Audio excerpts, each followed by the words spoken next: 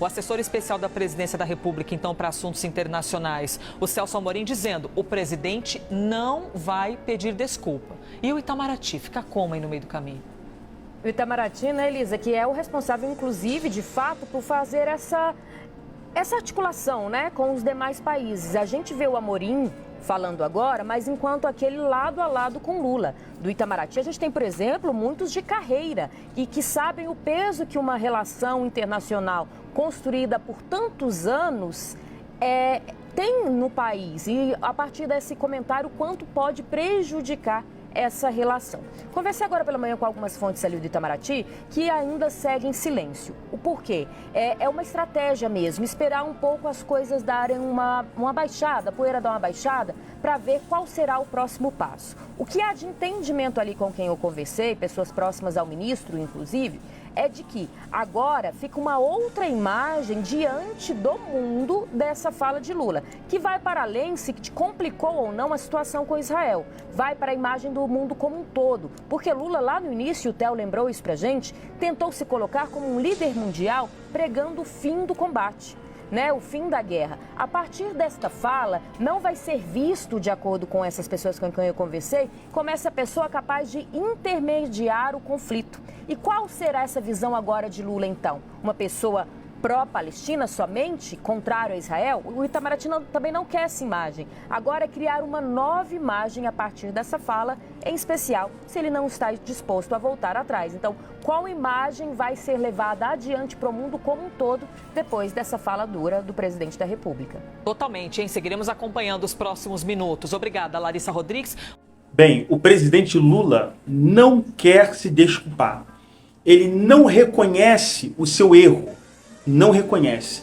E Israel não vai sossegar até o Lula pedir desculpas. O que vai acontecer vai ser o seguinte, é que Israel vai cortar relações com o Brasil, sendo que o Brasil depende muito da tecnologia israelense. Lula cometeu um crime. Isso é um crime.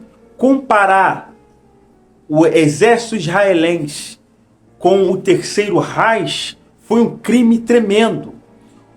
Lula, ele não só ofendeu o Estado de Israel, como também ofendeu diretamente a todos os judeus que ainda existem no mundo, inclusive judeus brasileiros.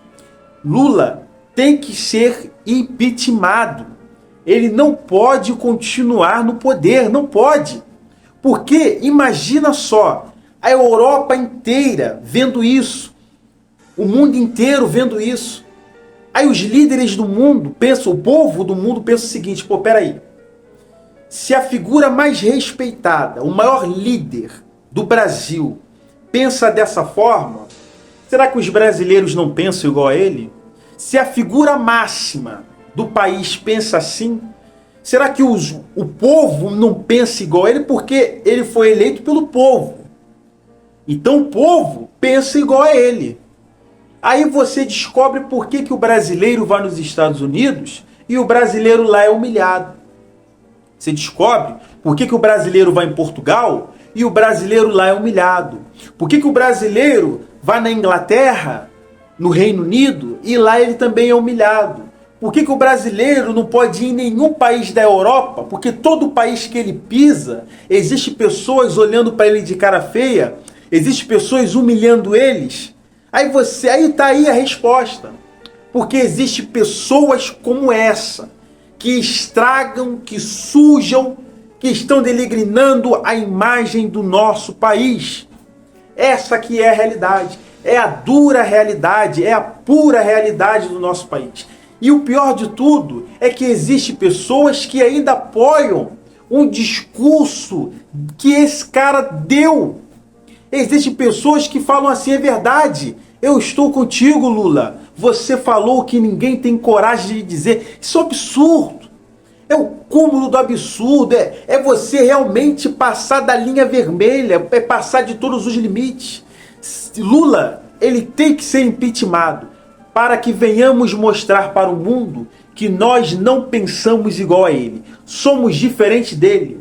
Quem disse isso foi um ex-oficial do regime nazi. chamado Heinrich Stauffenberg. Stauffenberg queria eliminar Hitler e ele disse: a gente vai tentar. Ainda que a gente não consiga, mas estaremos mostrando para o mundo que nós não pensamos igual a ele. Somos diferentes dele. E essa que é a realidade. Somos diferentes do Lula. Não pensamos igual a ele. Respeitamos os judeus, conhecemos o Holocausto e repudiamos todos aqueles que são antissemitas, que agem de antissemitismo. Repudiamos. Nós brasileiros que somos conscientes, que raciocinamos, repudiamos. Repudiamos o discurso do Lula. Repudiamos. Até mesmo um ex-oficial do Terceiro Reich reconheceu o seu erro e pediu perdão. Então quem é o Lula para não pedir perdão, para não se desculpar, para não reconhecer o seu erro? Esse é mais um conselho do L'Ami du Peuple, o amigo do povo. Que Deus abençoe a todos. Oskar Groening, ex-contador de Auschwitz, de 93 anos, pediu nesta terça-feira perdão às vítimas do Holocausto. O pedido de desculpas foi feito durante o primeiro dia de julgamento de Groening em Lunemburgo, na Alemanha. Eva Kor, sobrevivente que perdeu os pais e 2 irmãs no campo, reconhece a atitude de Groening, mas o considera um assassino pela participação no extermínio. Talvez eu esperasse mais dele. Ele tem bastante idade e encontrá-lo cara a cara me fez perceber que ele fez o melhor que pôde com a mente e o corpo que tem. Tenho certeza que ele tem muitas dificuldades físicas e emocionais.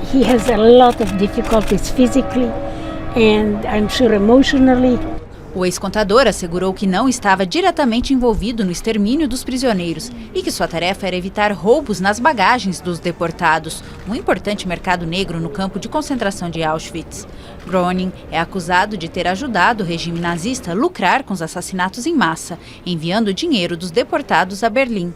Ele também teria ajudado na seleção dos aptos para o trabalho, daqueles que seriam imediatamente executados. Cerca de 1.100.000 pessoas, a maioria judeus europeus, morreram entre 1940 e 1945 em Auschwitz.